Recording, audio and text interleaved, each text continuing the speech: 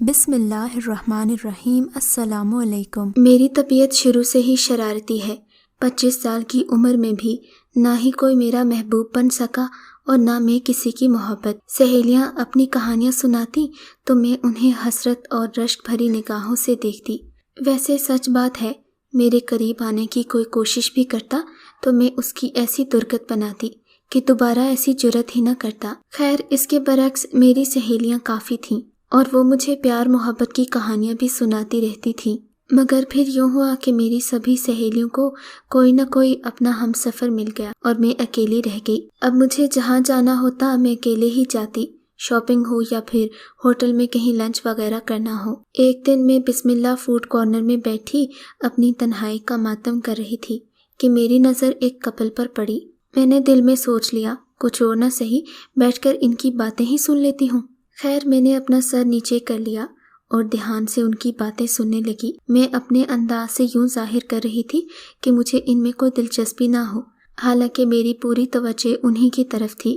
تھوڑی دیر تو ان دونوں کے بیچ میں خاموشی چھائی رہی۔ تھوڑی ہی دیر گزری ہوگی کہ لڑکی کی ہلکی ہلکی سسکیوں کی آواز آئی۔ وہ بے تحاشا رو رہی تھی۔ لڑکا اسے چپ کروانے کی کوشش کر رہا تھا۔ وہ مسلسل اس سے معافیا مانگ رہا تھا اور کہہ رہا تھا، میرا یقین کرو، اس میں میرا کوئی دوش نہیں۔ میں تم سے وعدہ کرتا ہوں، حالات سازگار ہونے دو، میں تمہیں فوراً ہی اپنا لوں گا۔ تم جانتی ہو تمہارے علاوہ آج تک کوئی میرے دل میں نہیں آیا، مگر یہ جو کچھ بھی ہوا اس میں میری کوئی نیت شامل نہیں تھی۔ مگر تم دیکھ لینا، جیسے ہی موقع آئے گا میں تمہیں اپنانے میں ذرا بھی دیر نہیں کروں گا، یہ میرا وعدہ ہے۔ دیکھ لینا، تب تمہیں میری محبت کا یقین آئے گا۔ اتنے میں ویٹر کھانا لے کر آ گیا تو میں سیدھی ہو کر بیٹھ گئی۔ تبھی میری نظر اسی ٹیبل کے مخالف کرسی پر بیٹھے ایک اور شخص پر پڑی جو اپنے سامنے بیٹھے لڑکے اور لڑکی کو غور سے دیکھ رہا تھا۔ اس کے ہاتھ میں ایک موبائل فون بھی تھا جس سے وہ مسلسل غیر محسوس انداز میں ان دونوں کی تصویریں کھینچ رہا تھا۔ میں حیران پریشان کبھی لڑکے کو دیکھتی اور کبھی اس کپل کو جو پاس والے ٹیبل پر بیٹھا تھا۔ جو کپل بیٹھا ہوا تھا اس میں لڑکے کی پیٹھ میری جانب تھی، لڑکی کا چہرہ مجھے نظر نہیں آ رہا تھا، مگر دور بیٹھے شخص کی حرکات سے اندازہ ہو رہا تھا کہ اسے لڑکی کا چہرہ صاف نظر آ رہا ہے اور وہ ان دونوں کی تصویریں بنا کر خدا جانے کسے بھیج رہا تھا۔ مسلسل کسی سے فون پر رابطے میں بھی تھا، ساتھ ساتھ ریسٹورنٹ کا مینیو بھی دیکھتا۔ اس نے ویٹر کو بلا کر 1-2 چیزیں آرڈر کی اور دوبارہ اپنے کام میں مصروف ہو گیا۔ اب کی بار اس کے چہرے پر غضبناک تاثرات تھے۔ پھر نہ جانے کسی نے دوسری طرف سے کیا بات کی کہ اس نے غصے سے مٹھیاں بھینچ لیں اور پھر دوبارہ فون رکھ کر لڑکے لڑکی کی جانب دیکھنے لگا۔ میں ان حالات کو دیکھ کر تھوڑی پریشان بھی ہو گئی تھی۔ سچ پوچھے تو کھانے پر میرا دھیان بھی نہیں تھا۔ خیر، تھوڑی دیر کے بعد لڑکی کے ساتھ بیٹھے لڑکے کو کسی کا فون آیا۔ وہ فون سن کر بنا کچھ کہے ہی اٹھ کر چلا گیا۔ اب پیچھے بیٹھی لڑکی اکیلی رہ گئی۔ اس کا چہرہ مجھے دکھائی دیا تو میں حیران رہ گئی۔ یہ لڑکی کوئی اور نہیں بلکہ میری کالج کی سہیلی حمیرہ تھی، جس کے دن رات وسیم کی محبت میں ڈوبے گزرتے تھے۔ وسیم کی محبت پر اسے بڑا مان تھا۔ وہ اکثر ہمیں اس کی اور اپنی پیار بھری کہانیاں سنایا کرتی تھی۔ میں نے حمیرہ سے نظریں چار کی تو اس نے بھی مجھے دیکھ لیا۔ اس کے چہرے پر شرمندگی اور دکھ کے آثار تھے۔ میں اپنے ٹیبل سے اٹھ کر اس کے پاس جا بیٹھی۔ مجھے دیکھ کر وہ اور بھی رونے لگی۔ اس کے آنسو مسلسل بہہ رہے تھے۔ میں نے پاس پڑا ٹیشو پیپر اٹھا کر اسے دیا۔ حمیرہ، کیوں رو رہی ہو؟ خدا کے لیے چپ کرو، یہاں لوگ دیکھ رہے ہیں۔ آخر مجھے کچھ تو بتاؤ، ہوا کیا ہے؟ میں نے فکر مندی سے کہا تو وہ تھوڑی نارمل ہوئی۔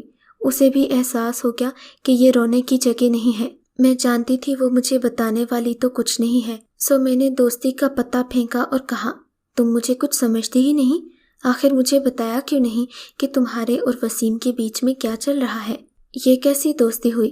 تم مجھے دوست بھی کہتی ہو اور پھر اپنے راز بھی نہیں بتاتی۔ اب وہ کافی نارمل ہو چکی تھی، سنبھل کر بیٹھی اور کھوئے ہوئے لہجے میں بولی، تمہیں میں کیا بتاؤں نور العین کہ میرے ساتھ کیا کیا بیتی ہے۔ وسیم جو مجھ پر مرتا تھا، اپنی جان نچھاور کرتا تھا، اس نے میرے ساتھ محبت میں ہر حد پار کر لی۔ میں نے بھی اپنا سب کچھ اس پر وار دیا اور ہم محبت میں اس مقام تک پہنچ گئے جہاں سے واپسی ممکن نہیں ہوتی۔ مگر اس بے وفا نے کیا کیا، اپنے ماں باپ کے ذرا سے دباؤ میں آ کر ان کی مرضی سے کہیں اور شادی کر لی اور اب مجھے جھوٹی قسمیں دے رہا ہے کہ وہ مجھے حالات سازگار ہوتے ہی اپنا لے گا۔ ارے کون سے حالات؟ اس دوران اگر اس کا بچہ ہو گیا پھر تو وہ کبھی اپنی بیوی کو نہیں چھوڑے گا۔ پھر میں کیا کروں گی؟ اگر مجھے پہلے معلوم ہوتا کہ وہ اتنا بزدل ہے تو میں کبھی اس پر اندھا اعتبار نہ کرتی۔ مجھے حمیرہ کی باتوں پر افسوس ہوا۔ وسیم کی محبت پر وہ واقعی فخر کیا کرتی تھی۔ کالج سے چھپ چھپ کر اس سے ملنے جایا کرتی تھی، لیکن کہتے ہیں نا، برے راستے پر چل کر کبھی بھی آپ کو حلال منزل نہیں ملتی۔ حمیرہ کے ساتھ بھی یہی ہوا تھا، لیکن میں نے اسے یہ بات نہیں کہی کہ وہ پہلے ہی پریشان تھی۔ اوپر سے میں اسے تانے دیتی تو اس کا دل ٹوٹ جاتا۔ میں نے اسے نارمل کرنے کے لیے ہنسانا شروع کر دیا۔ وہ بھی روتے روتے کھلکھلا پڑی۔ مجھے اس کا ہنسنا بہت اچھا لگا۔ میں نے ضد کر کے اسے شاپنگ کرنے پر راضی کر لیا۔ کھانا کھا کر ہم ہوٹل سے نکلے اور حمیرہ کے ساتھ ہم کپڑوں کے ایک مال میں چلے گئے۔ حمیرہ کپڑوں اور فیشن کی تو دل دادا تھی۔ اسے نت نئے ملبوسات اور فیشن کرنا بہت پسند تھا۔ اکثر حمیرہ، میں اور میرا بھائی شاپنگ کرنے جاتے تھے، کیونکہ حمیرہ کا کوئی بھائی نہیں تھا۔ ہم دونوں بہن بھائیوں کی محبت دیکھ کر وہ ہم پر رش کیا کرتی تھی، کہتی تھی کاش میرا بھی احمد جیسا کوئی بھائی ہوتا تو مجھے شاپنگ پر لے جاتا۔ میں اسے کہا کرتی تھی کہ احمد تمہارا بھی بھائی ہے۔ خیر، ہم باتیں کرتے کرتے جا رہے تھے۔ نہ جانے کیوں مجھے احساس ہوا کوئی ہم دونوں کا پیچھا کر رہا ہے، مگر میں نے توجہ نہیں دی۔ میرا سارا دھیان حمیرہ کو نارمل کرنے میں لگا ہوا تھا۔ ہم شاپنگ مال میں پہنچے۔ یہاں نت نئے ملبوسات لگے ہوئے تھے۔ ہم دونوں ابھی کپڑے دیکھ ہی رہے تھے کہ ہمارے پاس ایک آدمی آ کر کھڑا ہو گیا اور خواتین کے کپڑے دیکھنے لگا۔ مجھے حیرت ہوئی، مرد ہو کر اسے خواتین کے کپڑوں کے ساتھ کیا دلچسپی ہے؟ اگر گھر کی کسی عورت کے لیے کپڑے چاہیے تھے تو عورت کو بھی ساتھ لے آتا۔ خیر، چاہیے ہوں گے کسی محبوبہ کے لیے، میں نے سوچا، اور چپ کر کے حمیرہ کے لیے ایک سوٹ دیکھنے لگی۔ حمیرہ کے ساتھ ہی وہ شخص کھڑا تھا۔ تھوڑی دیر کے بعد اس نے گلا کھنکھار کر اسے مخاطب کیا اور بولا، اگر آپ برا نہ مانیں تو میری شاپنگ میں تھوڑی مدد کر دیں۔ وہ دراصل بات یہ ہے کہ میں اپنی بہن کے لیے ایک جوڑا پسند کرنے آیا تھا۔ کل اس کی سالگرہ ہے اور مجھے تو خواتین کی پسند کا کوئی اندازہ نہیں ہے، اس لیے آپ سے پوچھ رہا ہوں۔ اگر آپ مناسب سمجھیں تو میرے ساتھ مل کر ایک دو جوڑے سلیکٹ کر دیں۔ بہن بھائی کا رشتہ تو حمیرہ کے لیے پہلے ہی بڑا اہم تھا، شاید اس لیے کہ اس کا کوئی بھائی نہیں تھا۔ باقی باتیں نظر انداز کر کے حمیرہ نے پوچھا، لگتا ہے آپ کو اپنی بہن سے بڑی محبت ہے؟ اس کے لہجے میں عجیب سی حسرت تھی۔ ہاں، بہت محبت، اتنی محبت کہ اپنی بہن کے لیے میں کچھ بھی کر سکتا ہوں، کچھ بھی۔ نوجوان کے لہجے میں اتنی قطعیت اور اتنی مضبوطی تھی کہ میں ٹھٹک کر رہ گئی۔ اس کا انداز عامیانہ نہیں تھا بلکہ لہجہ دھمکی دینے والا تھا۔ اس کے اس لہجے پر میں بھی حیران رہ گئی اور پلٹ کر اسے دیکھا تو حیران ہی رہ گئی۔ یہ وہی شخص تھا جو ہوٹل میں بیٹھا حمیرہ کی اور وسیم کی تصویریں بنا رہا تھا۔ مجھے عجیب سا لگا، میں اسے دیکھتی رہ گئی۔ خیر، حمیرہ نے اسے مل کر چند جوڑے پسند کر کے دے دیے، جس پر اس نے بہت خوشی کا اظہار کیا اور کہا کہ وہ اکیلا یہ کام نہیں کر سکتا تھا۔ حمیرہ کا شکریہ ادا کر کے وہ چلا گیا۔ مجھے تو حمیرہ پر غصہ آ رہا تھا کہ وہ ایک اجنبی سے اتنے بے تکلفانہ انداز میں بات ہی کیوں کر رہی تھی، مگر حمیرہ کو کوئی پرواہ نہیں تھی۔ خیر، میں نے بھی اسے کچھ نہ کہا اور پھر وہی ہوا جس کا مجھے ڈر تھا۔ اگلے ہی دن ایک بار میں وہ نوجوان ہمیں دوبارہ مل گیا۔ اب کی بار اس نے حمیرہ سے اس کا نمبر بھی لے لیا۔ ان دونوں کی ملاقاتیں بڑھنے لگیں۔ نوجوان کا حصے مزہ کافی اچھا تھا۔ وہ حمیرہ کو ہنساتا تو حمیرہ ہنس ہنس کر لوٹ پوٹ ہو جاتی۔ اسی وجہ سے وہ شاید وسیم کی محبت کو بھول گئی تھی، یا شاید اس کی بے وفائی کے غم کو وقتی طور پر ثاقب کی محبت نے بھلا دیا تھا۔ خیر، ابھی بھی بات پریشانی کی نہیں تھی، دونوں اتنے قریب نہیں آئے تھے۔ ویسے بھی حمیرہ کو اپنے پچھلے تجربے سے کافی کچھ سیکھنے کو ملا تھا۔ ان کی بات ابھی تک دوستی میں تھی، سو میں بھی اکثر ان کے ساتھ ہی ہوتی تھی۔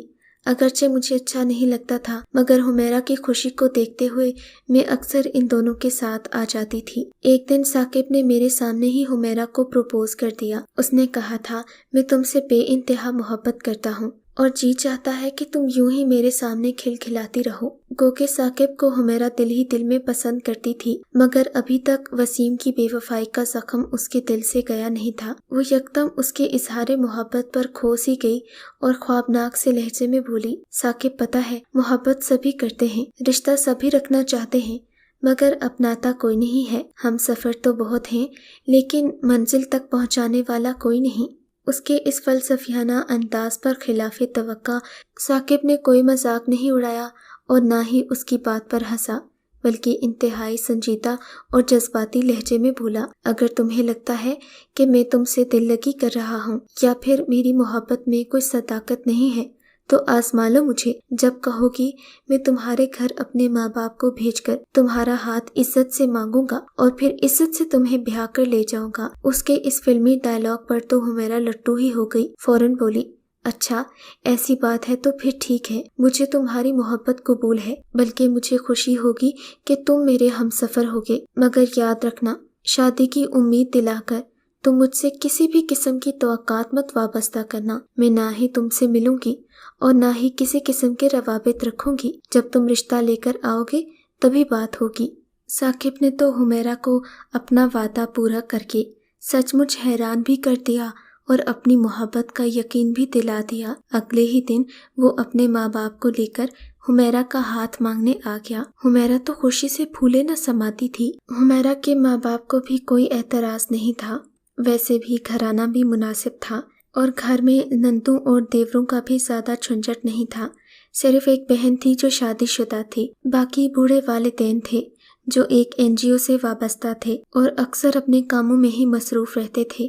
کافی پڑھا لکھا خاندان تھا۔ میں حمیرہ کو بتاتی رہ گئی کہ جس شخص سے تم محبت کرتی ہو وہ مجھے تھوڑا مشکوک لگتا ہے، مگر اس نے میری ایک نہ سنی۔ کہنے لگی، تم تو ہمیشہ ایسے ہی کرتی ہو، دو محبت کرنے والوں کے بیچ میں آ کر طرح طرح کی باتیں کر کے انہیں دور کرنے کی کوشش کرتی ہو۔ خدا جانے تمہیں محبت کرنے والوں سے کیا بیر ہے۔ حمیرہ کی بات مجھے بری لگی مگر میں چپ رہی۔ میں کیا کر سکتی تھی؟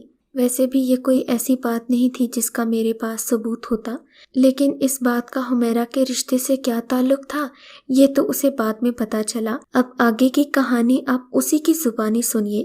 شادی کی تاریخ مقرر ہونے کے بعد میں بہت خوش تھی۔ وسیم کی بے وفائی بھلا کر میں ثاقب کی محبت کے سپنوں میں کھو گئی۔ میں نے دل میں تہیہ کر لیا تھا کہ اب کبھی وسیم سے بات نہیں کروں گی۔ اگر وہ مجھے یہ بھی کہے کہ مجھ سے شادی کرنے کو وہ آج ہی راضی ہے تو بھی میں اس کا ہاتھ نہیں تھاموں گی، کیونکہ ثاقب نے مجھے اس وقت محبت اور اعتبار دیا تھا جب مجھے وسیم چھوڑ کر چلا گیا تھا اور میں تنہا رہ گئی تھی۔ میری نظروں میں ثاقب بہت اعلیٰ ظرف انسان تھا جس نے بنا کسی غرض کے اور بنا ہی میرا ماضی جانے مجھ سے بے انتہا محبت کی تھی اور اپنا وعدہ بھی پورا کر دکھایا تھا۔ منگنی کے بعد شادی تک کے دن کیسے گزرے مجھے کچھ اندازہ ہی نہ ہوا۔ میں اور ثاقب آنے والے دنوں کے سپنے بنتے تھے اور پھر وہ دن آ ہی گیا جب میں اور ثاقب نکاح کے 2 بول بولنے کے بعد ہمیشہ کے لیے ایک دوسرے کے ہو گئے۔ اس دن میں بہت خوش تھی۔ میں نے اسی دن اپنا پرانا نمبر بند کر دیا اور سم کاٹ کر پھینک دی۔ میں نے تہیہ کر لیا تھا کہ میں وسیم سے کوئی رابطہ نہیں رکھوں گی، مگر میرے حواسوں پر بجلیاں تب گریں جب میں نے اسے شادی کے مہمانوں میں دیکھا۔ وہ بھی مجھے دیکھ کر ٹھٹک گیا تھا۔ اس کی آنکھوں میں میرے لیے عجیب سے تاثرات تھے۔ میں کچھ نہ بولی کیونکہ میں اب کبھی بھی اس سے رابطہ رکھنا ہی نہیں چاہتی تھی۔ یہ تو قدرت نے اسے میرے سامنے لا کھڑا کیا تھا۔ خیر، آج کے دن کی خوشی میں وسیم کی یادوں میں برباد نہیں کرنا چاہتی تھی۔ ساری رسموں سے فارغ ہو کر جب مجھے میرے کمرے میں پہنچایا گیا تو میری سماعتیں ثاقب کی آہٹ کی منتظر تھیں۔ میں دل ہی دل میں دعائیں کر رہی تھی کہ ہمارا یہ رشتہ ہمیشہ قائم رہے، مگر میں کیا جانتی تھی کہ آج کی رات یہ رشتہ اس قدر تلخ ہو جائے گا۔ ثاقب دھیرے دھیرے چلتا ہوا میرے پاس آیا۔ میں نے نظر اٹھا کر اس کی جانب نہیں دیکھا۔ میرا گھونگھٹ اٹھائے بنا ہی اس نے جو الفاظ بولے اس نے جیسے ایک لمحے کے لیے مجھے ساکت کر دیا۔ بنا سلام دعا کیے اس نے بڑے ہی طنزیہ لہجے میں کہا تھا، پتہ ہے میں کون ہوں؟ بلکہ مجھے چھوڑو، میں تمہیں یہ بتاتا ہوں تم کون ہو۔ تم وہ لڑکی ہو جو دوسروں کے گھر برباد کرتی ہو، شادی شدہ مردوں پر اپنی محبت کے ڈورے ڈالتی ہو، اور تم یہ تک بھول جاتی ہو کہ اس شخص کے گھر میں بھی ایک عورت ہے جس کی آنکھوں میں تمہاری طرح کے سپنے ہیں۔ وہ بھی اپنے شوہر کو بانٹنا نہیں چاہتی، مگر تمہیں اسے کیا؟ تمہیں تو اپنی محبت حاصل کرنا تھی۔ مگر میں نے تمہیں اپنی بہن کا گھر برباد کرنے نہیں دیا۔ میرا بھنوئی وسیم اگرچہ تم سے محبت کرتا تھا، مگر میں نے بھی قسم کھائی تھی کہ میں کبھی اسے اپنی بہن کا گھر برباد کرنے نہ دوں گا، اور اسی مقصد کے لیے میں نے تم سے محبت کا ڈرامہ کیا، حالانکہ مجھے تم سے شدید نفرت تھی۔ خیر، اب تمہارے پاس دو ہی راستے ہیں، ایک تو وہ کرو گی جو میں تمہیں کہوں گا، اور اگر تم نے میری بات نہ مانی تو میں تمہاری یہ تصویریں تمہارے بھائی، تمہارے باپ اور تمہارے پورے خاندان کو دکھاؤں گا، تمہیں ایسا بدنام کروں گا کہ تم کہیں منہ دکھانے کے لائق نہیں رہو گی، اور تمہیں اسی وقت طلاق دے کر گھر سے نکال دوں گا۔ ہاں، دوسرا راستہ یہ ہے کہ تم میری بات مان لو۔ یہ کہہ کر اس نے ساتھ والی شیلف سے قرآن پاک اٹھایا اور میرے سر پر رکھ دیا۔ میری آنکھوں سے مسلسل آنسو بہہ رہے تھے۔ محبت کا تاج محل ایک پل میں چکنا چور ہو گیا تھا۔ میں جسے اپنی محبت کا دیوانہ سمجھتی تھی، اس کے دل میں لگی آتش عشق تو کسی کے انتقام کی آگ تھی۔ میں شاید کسی کے بدلے کی بھینٹ چڑھ چکی تھی۔ میں نے لرزتے ہوئے ہونٹوں سے پوچھا تھا، جو تم کہو گے میں وہی کروں گی ثاقب۔ اب تو تمہارے قدموں کی دھول بھی نہیں ہوں، تم مجھے حاصل کر چکے ہو، تمہارا انتقام پورا ہو چکا ہے۔ بولو، کیا کہوں میں؟ کیا سننا چاہتے ہو تم؟ میری بات کے جواب میں وہ کچھ نہ بولا۔ پھر میرے سامنے ایک کاغذ رکھا جسے میں نے اپنی طرف سے بولنا تھا۔ میں نے قرآن سر پہ رکھ کر اس بات کا اقرار کیا کہ میں ساری زندگی کبھی بھی وسیم سے بات نہیں کروں گی۔ اگر وہ مجھ سے کوئی بات پوچھے تو بھی میں اس کا جواب نہیں دوں گی، چاہے یہ مجھے کتنا ہی عجیب کیوں نہ لگے۔ مجبوراً میں نے قسم کھا لی، اور میرے پاس راستہ بھی کیا تھا؟ ویسے بھی اب وسیم کی محبت میرے دل سے نکل چکی تھی، مگر ثاقب کی اس حرکت پر مجھے بہت غصہ بھی آیا اور دکھ بھی ہوا کہ اس شخص نے اپنی بہن کا گھر بچانے کے لیے میرا استعمال کیوں کیا۔ اگر ایسا ہو بھی گیا تھا تو کم از کم مجھ سے یہ راز چھپائے ہی رکھتا کہ میں اس کی محبت کو محبت ہی سمجھتی رہتی، مگر اس نے تو جیسے میرے سامنے ہی میرے ایمان کا، میرے یقین کا خون کر دیا۔ خیر، اب تو وہ میرا شوہر تھا، اس سے محبت کرنا میری مجبوری تھی۔ میں نے اپنی انا کو نہ چاہتے ہوئے بھی دبا لیا، دن رات خدمت کر کے اس کا دل تو جیت لیا، مگر دل سے یہ زخم کبھی نہیں جائے گا۔ گو کہ آج وہ مجھ سے نفرت کی بجائے محبت کرتا ہے، مگر میرے دل میں آج بھی شکوے اور شکایتوں کا ایک سمندر ہے جو نہ جانے کب بہے گا۔ آپ کے خیال میں کیا ثاقب نے اپنی بہن کا گھر بچانے کے لیے صحیح قدم اٹھایا، یا پھر اسے حمیرہ کو یہ بات نہیں بتانی چاہیے تھی؟ آپ کی اس بارے میں کیا رائے ہے؟ کامنٹ سیکشن میں اپنے خیالات کا اظہار ضرور کیجیے گا۔ اگر آپ کو ہماری کہانی اچھی لگی ہے تو اردو کہانی سینٹر کو سبسکرائب کیجیے، اور ہماری ویڈیوز سب سے پہلے دیکھنے کے لیے بیل آئیکن کو ضرور کلک کیجیے، اور ہاں، کامنٹ سیکشن میں اپنی رائے کا اظہار کرنا مت بھولیے گا۔